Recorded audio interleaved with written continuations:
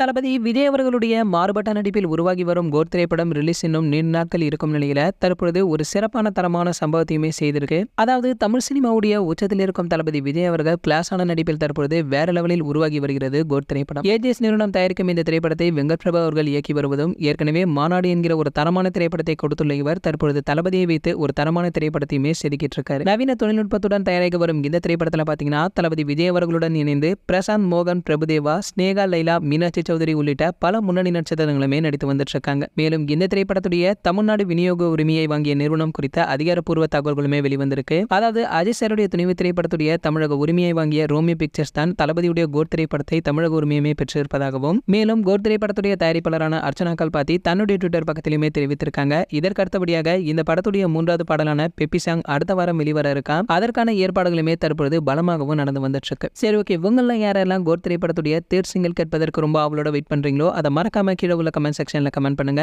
மேலும் இது போன்ற நம்ம தளபதி பற்றி வெளியாகும் அனைத்து செய்திகளை நீங்க உடனே தெரிஞ்சுக்க நம்மளுடைய தளபதி 360 நம்ம சேனலை சப்ஸ்கிரைப் பண்ணிக்கங்க. பக்கத்தில் உள்ள பெல் ஐகானை கிளிக் பண்ணிட்டீங்கன்னா நீங்க நம்ம வீடியோவை மிஸ் பண்ணாம பார்க்கலாம்.